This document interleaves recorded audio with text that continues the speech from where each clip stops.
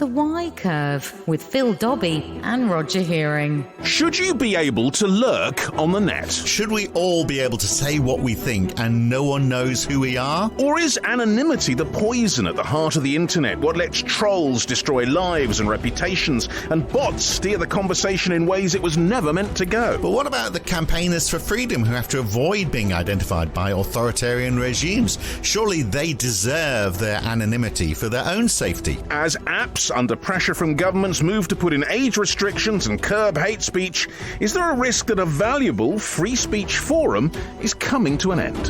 The Y Curve. Yeah, it's going to be interesting, isn't it? I feel like, Roger, that, the next couple of years are going to be very interesting in the way the internet goes. It will either turn into the Wild West, or we'll start to see some control coming back. But I'm not quite sure what role Elon Musk is going to play in that part, because he seems focused on the Wild West approach. Well, he does, but it does seem to be something that isn't to his benefit, really, or to anyone's benefit. I think people are watching that. A lot of people are watching to see what he will do and how far it will go and how successful it will be, and the answer seems to be not very successful.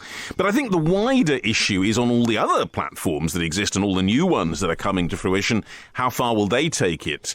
And is there a sense that we'll all end up in silos, just talking to people who think exactly like ourselves? And, that really will pull something away from it. Well, it sort of happens already, doesn't it, really? I hate to think how many people I've blocked on Twitter because they've just had such nonsense arguments I didn't want to hear. Maybe I should be open to them. But then there's the other side. You're very intolerant.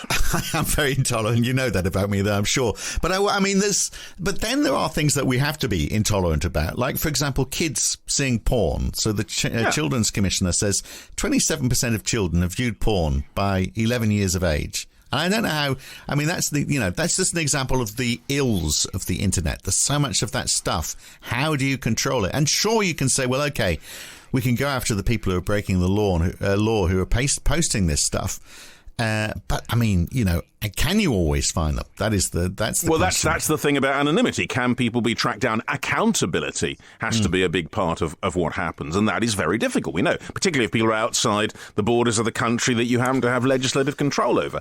So, but I get a sense that this isn't really controllable. Well, we've opened up something, and we have to see how it will sort itself out. And all we can do really is tinker at the edges. Yeah, well, let's look into this a bit further with Dr. Catherine Flick. She is a reader in computing and social responsibility at the Montfort University in Leicester, named after the 13th century Earl of Leicester. Actually, Simon de Montfort, yes. Then free speech was something else at that point, and indeed he paid for it. So, Catherine, should I need to prove who I am before I get onto the net? So, I do sort of before I can sign up to Facebook and Twitter to an extent.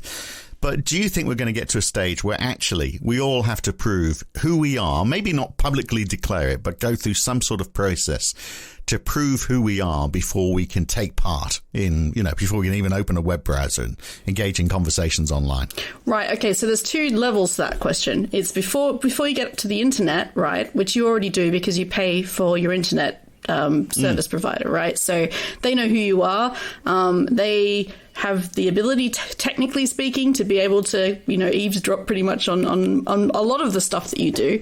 Obviously, anything that's end-to-end encrypted, that won't happen. But for most, they'll be able to see the sorts of things that you're likely to be doing if they need to and if they want to. And that's, that law enforcement. Or the law authority, the law asks them to, I guess. Is the point. Yeah. And this is a lot of the discussion that's been happening over the last few years about things like metadata. You hear a lot about those conversations.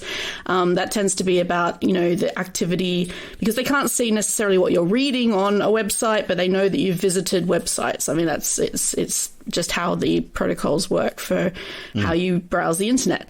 But in terms of things like social media, they don't have any innate ability to know exactly who you are unless you happen to attach like a credit card or something to it. So say, for example, you're, subscribing to a website and they require a credit card. That's how they would know.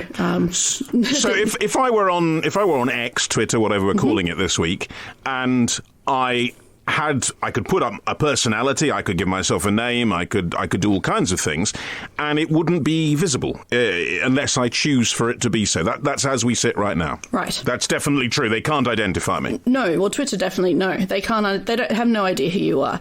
All they'll be able to tell is whereabouts you're coming from. So they might, and even then, it's not always very accurate. So this is assuming that you don't go through any attempts to anonymize yourself, say by using a virtual private network or anything else that will completely obscure your identity.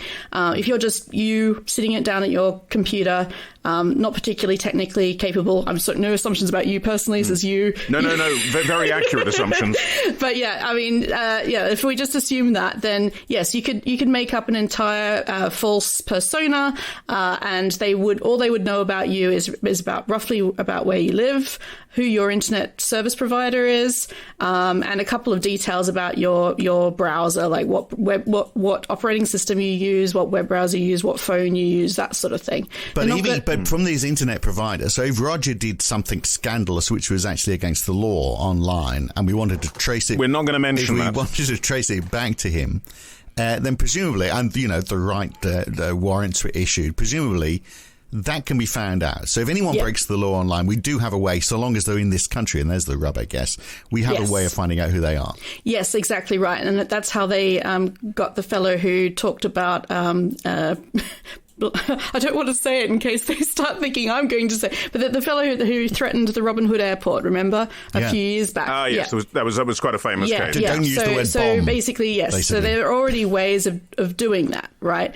And I think that this kind of gets to the meat of it. It's that people. Well, firstly, most people are not particularly technically capable of really obscuring who they are. And the sorts of people who are not that technically capable of really obscuring who they are the sorts of people who probably don't really understand the separation between kind of reality, like real life and internet life, i.e. that there isn't any separation, or they think they can kind of hide behind perhaps a fake name or something like that. But really, when it comes down to it, there's a lot that can be done to find out who's behind these false personas. So what you're saying, just to get it absolutely clear, you're saying at the moment, if I put something on X, Twitter, they don't know who I am, but they can establish it. They choose not to, in other words. Correct, yes. So, yes, at the moment, that's right. And usually they won't make any, they won't bother to try unless law enforcement gets involved. Right. But you say something on Twitter or X, you've got an IP address associated with that. That can get traced back to your internet provider. Your internet provider, if they're issued with a warrant, has to say who was using that IP address at that time. And gotcha, the police are knocking on your door. That's basically the way it works, yeah. Yep. So what happens if you are using, you're engaged in some sort of scurrilous activity and you're using encrypted messages? So this is the government's big concern, isn't it? How much is happening which is not which they can't see, so they can't trace it back because it's happening through encrypted messages, and that's which is why the online safety bill, which is just passed as law in the UK, is trying to challenge that. So they should be able to break open these encryptions so they can see absolutely everything, get total visibility. Right. So there's a couple of different levels to that as well. And I'm not an encryption expert. I'm just going to put that straight out there. So this is, from my understanding, a well-educated understanding, but so you can still do a lot of these things, right? You can still have an IP address that is associated with a person that is sending encrypted messages. So let's say I'm sending you messages, and the police want to know what's in those messages, right? So if they just want to eavesdrop, so they can, there are different technical ways that they can do that, but they can basically eavesdrop on our messages. A bit like if we were sending email to each other, which are not encrypted, they could potentially, given a bit of technical wizardry, they could potentially eavesdrop on our email messages. Now, with the end-to-end encryption, they won't be able to eavesdrop in that easy way. It's a very easy thing to do to potentially eavesdrop on email messages. But with end-to-end encryption, it's not at all easy. In fact, it's impossible unless either you or I let them in, essentially. And so the real issues that they want to address with the end-to-end encryption are conversations where both parties don't want the police to be let into the conversation.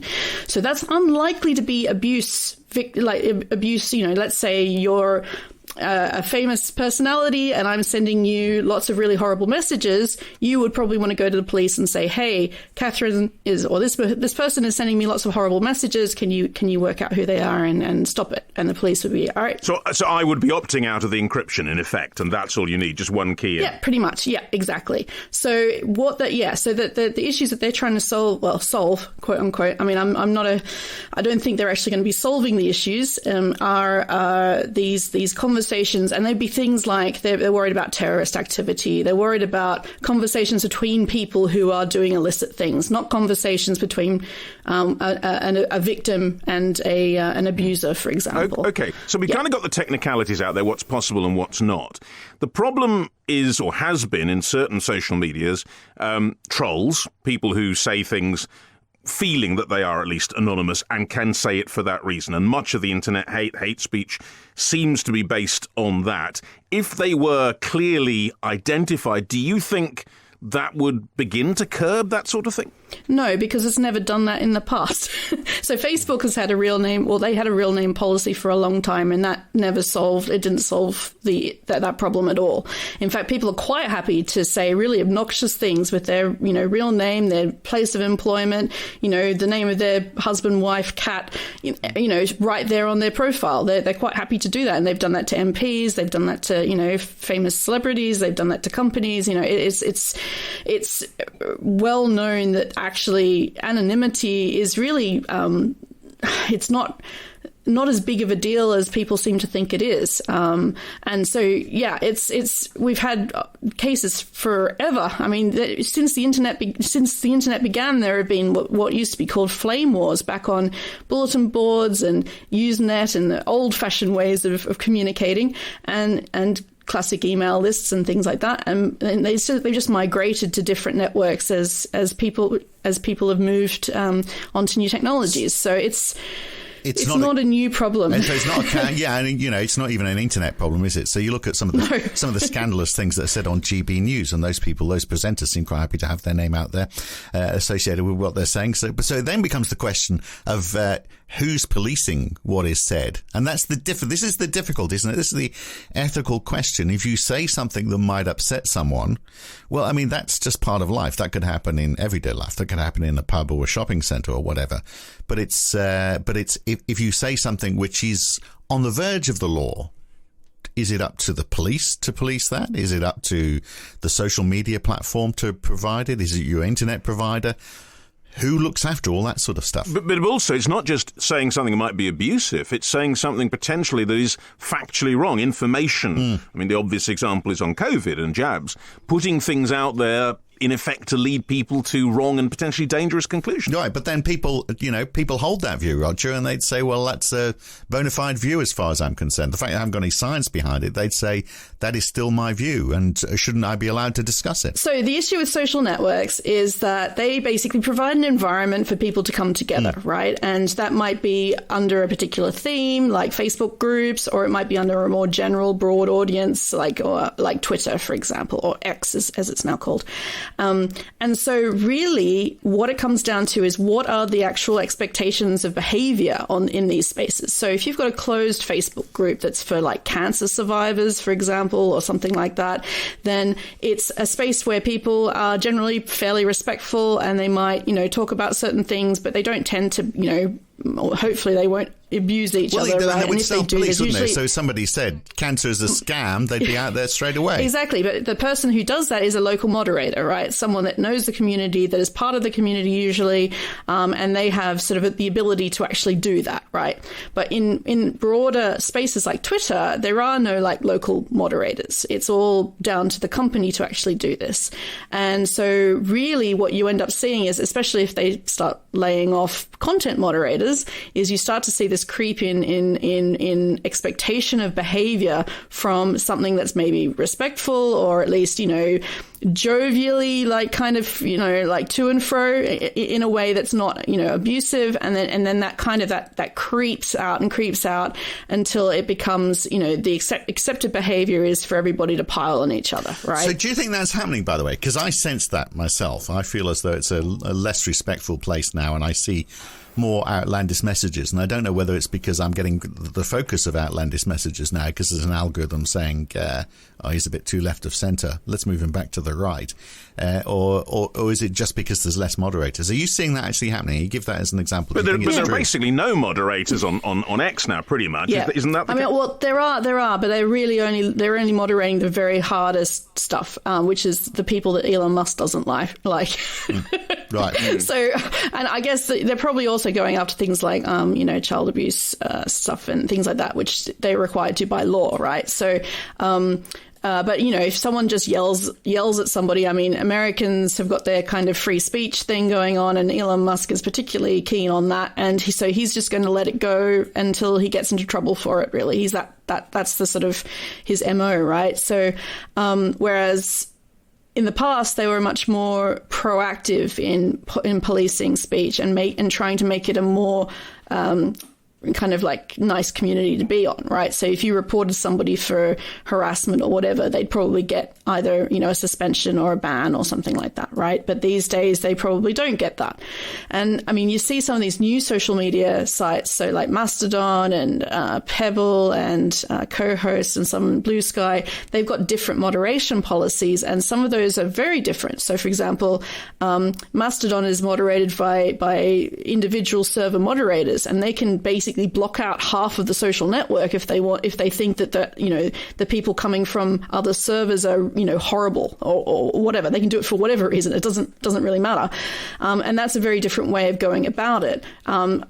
Places like Pebble are going in with like a kind of a human rights focus to start with, and they want everybody to be as nice as possible. So they have like little AI prompts if you start swearing in your potential message, and they say things like, normally we don't swear at each other on this website, and but you can still swear if you like, or something like this. A little AI prompt that tells you this, right? So it's obviously trying to push people to certain type of behavior, and then they have a very solid moderate.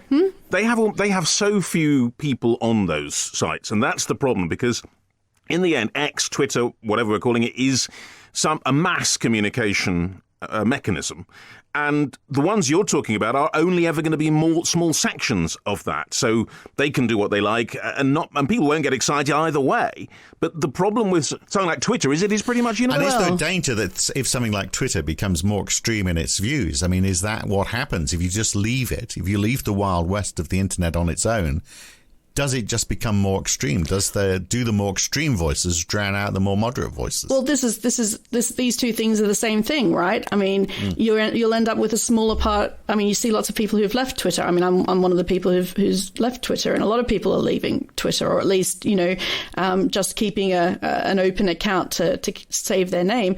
But what you will see is if it becomes a horrible abusive environment to be in, and everyone only talks about far right talking points, that's going to, not be a place where people who don't want to talk about far right talking points will want to be. So they'll go somewhere else. And so I think what we are actually seeing here is actually probably a fairly natural entropy issue, right? So, things get more and more complicated over time. And what we're going to see is more fragmentation of social groups.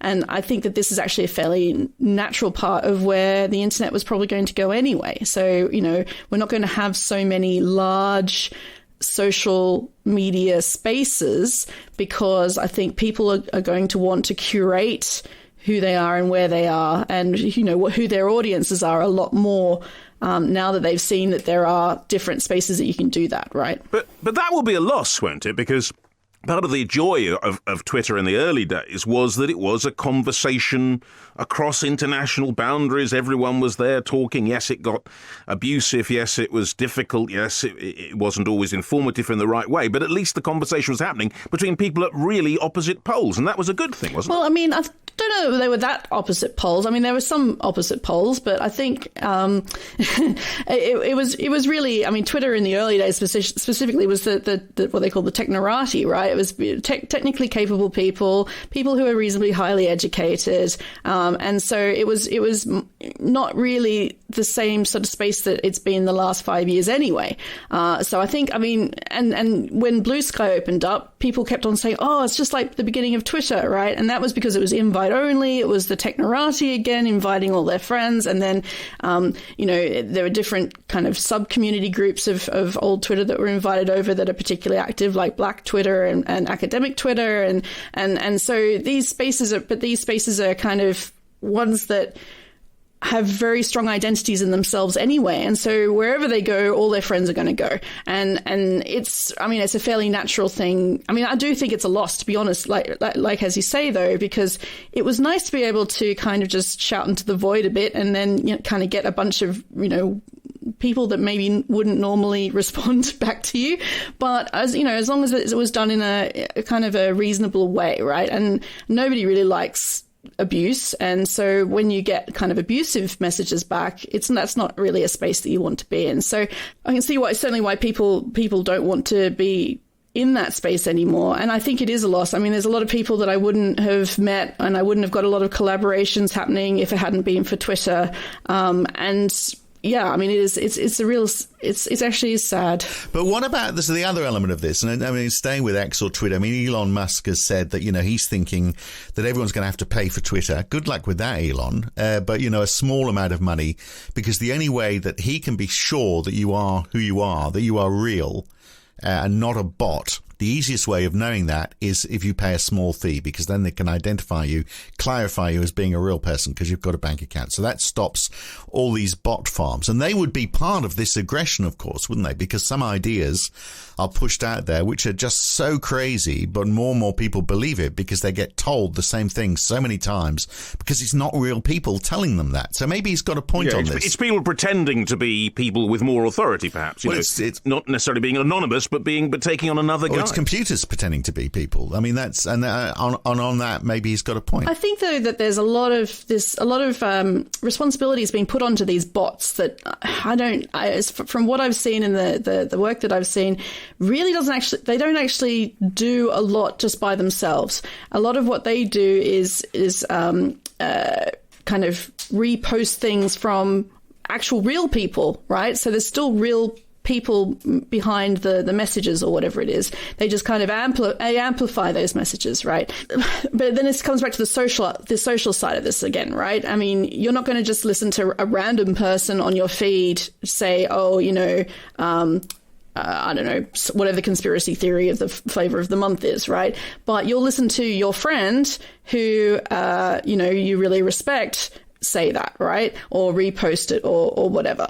And I think that it's a lot more complicated than just getting rid of the bots, because I think that the bots, they amplify it, but I think getting rid of those entirely is not going to solve this problem, because the problem is ultimately a social problem of people talking to each other.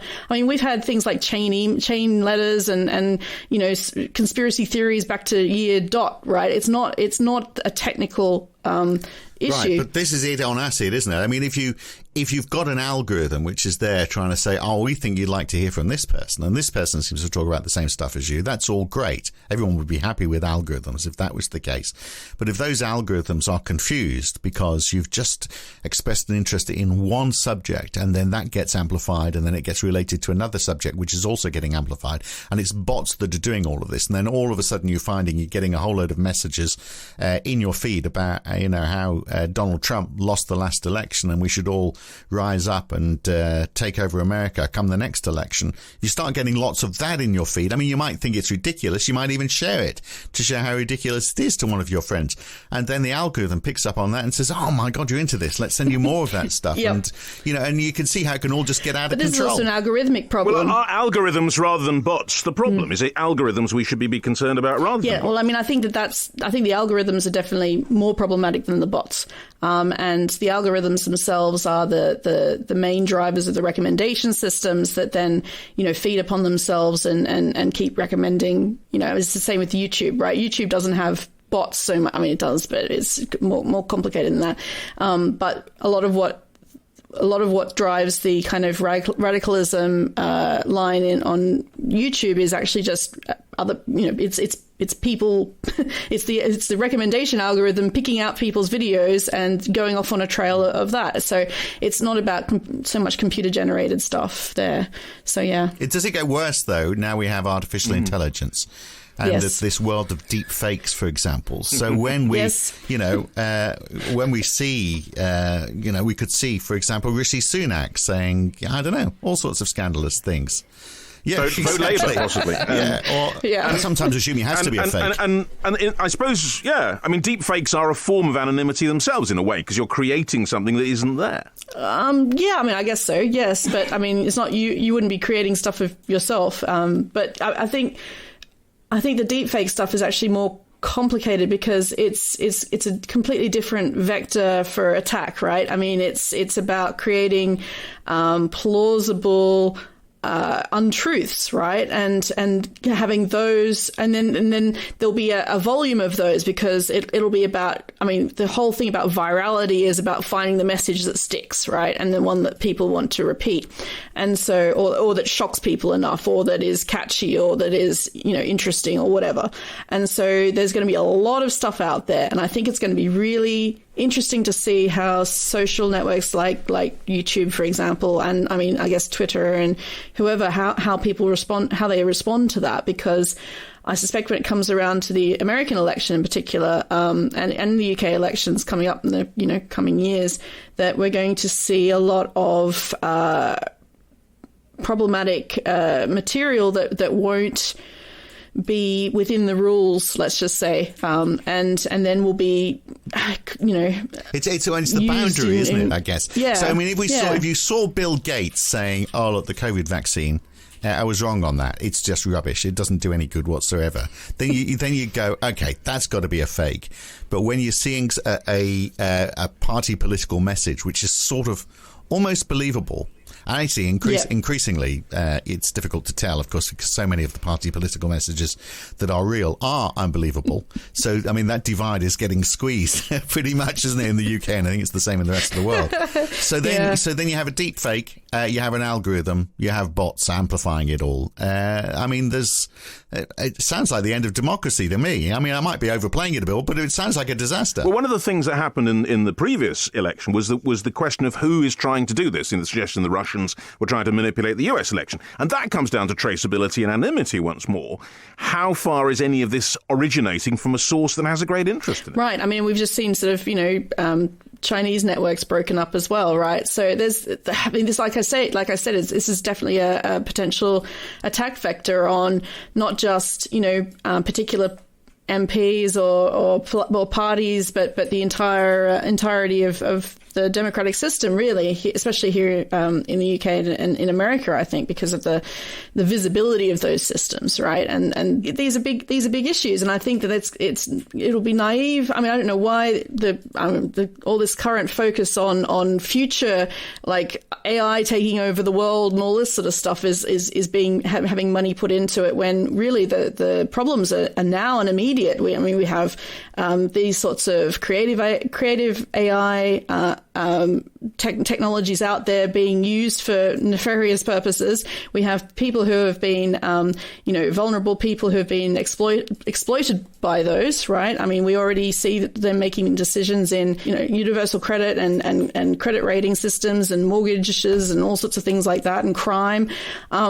then, we have the people who have been exploited at the other end, who've been the ones who've been training these models, right? So the data that goes into these models is terrible, and it's biased, and they get people who are in, vulnerable situations. So like, developing countries to do the training of this data, and it's not, it's not really in a state that is going to make for intelligent, for useful, for long-termly beneficial decisions for society. And it's very much about short-term gain, and that really bothers me. Right, so there's a whole new tangent, isn't it? It's possibly a bigger worry than anything we've been talking about so far. So, Catherine, I mean, we've wrung our hands a lot about the current situation and what it's like. What's the way forward? Because, I mean, you've said that anonymity is a difficult concept in this. I mean, if we could trace who is responsible for these things, the normal way societies work, if something is undesirable, you trace who's doing it and you stop them. Is that possible? Is that way forward? So we can do that. We can do that within this country, can't we? But we don't have, obviously, the UK government doesn't have jurisdiction for what is being done by the Chinese or by the Russians or even by the French or anybody. So isn't that part of the problem that, should we be saying, well, okay, if there's material which is being posted and it comes from outside, outside the UK, maybe we, or outside what are declared safe countries, there's some sort of tick mark or something to show, obviously a different one to the X tick mark, different color perhaps, to show that, treat this content with caution, perhaps. Yeah, but there's issues with that as well, right? Because you don't want to sort of become like the Great Wall of China, the Great Firewall of China, right? You don't want to sort of lock everything else out and say, only things that are developed within the country are trustworthy, okay? And I mean, I don't think you'd ever get anyone really to sign up to that either, practically speaking. So it's more complicated than that, and I think it's really there's a multi-pronged kind of approach that needs to be taken, and part of that is education. It's about critical thinking. It's about being able to questioning things that you read, right? It's about so that needs to happen at an early stage. I mean, we should be teaching. I mean, I know. As a university lecturer, I guess I have my bias, conflict of interest flag waving here. You're contributing to the general good in that way. I guess. Right. But I mean, so there's that side of things. But I mean, it should be done at a much earlier age, right? But also there needs to be certain expectations from governments, and I don't think this is really doable just within the UK potentially, although we're now starting to see like the EU take big tech companies to task for their moderation and things like that. So it's worthwhile joining those sorts of efforts. I think we need to put pressure on the tech companies to actually take more responsibility for the content that is happening on their systems. And I think that some of these these big companies have been getting away with it for a really long time, and particularly X under Elon Musk is in a really precarious state for that, and I think that it's going to be a very potentially damaging space. I mean, the other thing is that as people of note, if we're seeing platforms like Twitter/X getting problematic, there needs to be somewhere else to go, right? I mean, I don't like the fact that if I still want to, talk to my MP or something on a social media site, I have to go back to Twitter for that. There should be some sort of alternate method, or alternate platform that people go to that isn't one of these problematic ones. So not TikTok, not Insta, none of those others like that. I mean, we've been talking about X, but we haven't really said, Insta and TikTok are out there, and there are lots more besides, many of them talking to a younger generation. Well, absolutely right. I mean, Twitter has only got they don't even have that many people on Twitter comparatively to, say, Facebook and things like that, and Instagram.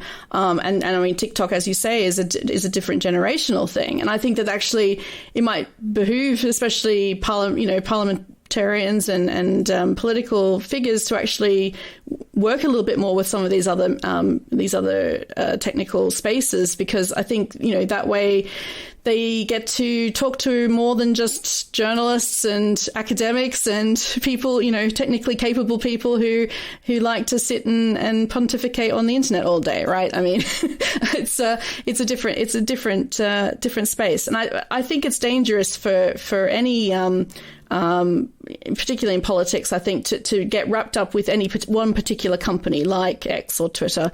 I think it they should definitely be branching out. I mean, even considering something like, I mean, I know, Mastodon is like you say, it's not only a small space, but the nice thing about that is that they can run their own server on that, and they could have, they would all be verified, and then they could block, potentially abusive servers, and there's a lot more control that they could actually have over their own inputs and outputs, let's just say, in terms of social media. And I think that that's definitely a possibility that could be, and we're starting to see actually the German government's actually got a Mastodon presence, and I think there's a couple of other places that are looking at doing so. So that's all about people identifying, or at least verifying who they are, so that they're not a bot. You can trust them. And if we didn't do that, if we all platforms were open to everyone, given that we've got the developments in technology, are we going to is there a danger that things will just come to a grinding halt? So like my landline phone, for example.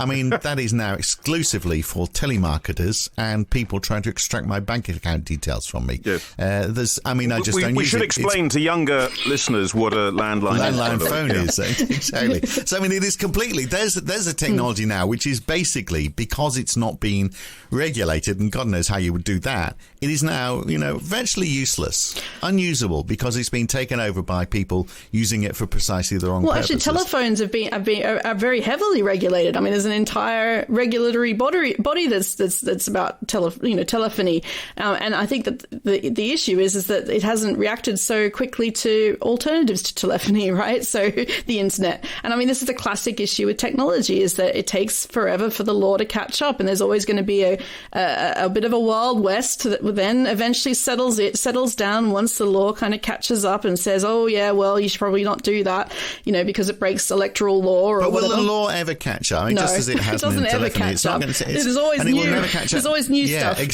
Yep. So isn't there a danger that if it doesn't catch up and we don't regulate it, it's its own worst enemy, and people start to go, do you know what? It was a fantastic thing, the internet, while it was around. But then, what with bots and the danger of malware and, the fact that I was getting pushed attitudes which were just totally scandalous, I just couldn't have any time for it. Isn't there a danger that a lot of maybe not the internet as a whole, perhaps, but, a lot of these sites will just go by the wayside? Well, that's just Darwinism, and it's the way it should be, surely. Well, this is it, and this is this fracturing that I was talking about. So these social networks will just fracture off into places that people actually want to hang out in, right? And I want to hang out in a place that's well moderated. I don't want to be hanging out in a place where blue checkmark people who pay a subscription are prioritized in their hurling their abuse at me. So it's one of those things where you get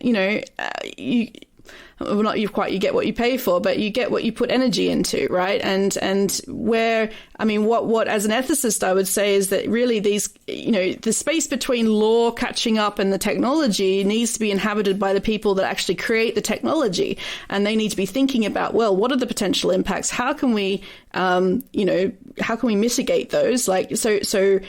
Bring in content moderators, bring in, methods for automatically detecting bots, bring in, I don't know, if you want to, I guess, real name policies, but that's not going to help really with any of those issues because people are still quite happy to do it anyway. But bring in some of these mitigating factors.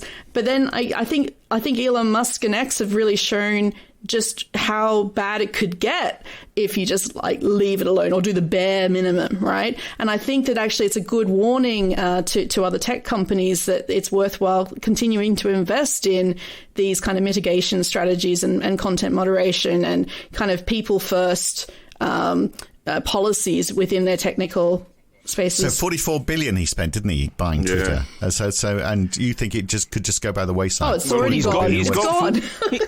He's got $44 billion to throw around. But just as we reach a sort of conclusion on this, Catherine, do you have any great faith, though, that we will have a kinder, more pleasant experience online anytime soon? The things you've been talking about, do you have any sense they will actually happen? So, I mean, I do and I don't. So I think that they will, but I think it has to be kind of a people-driven thing, not a profit-driven thing.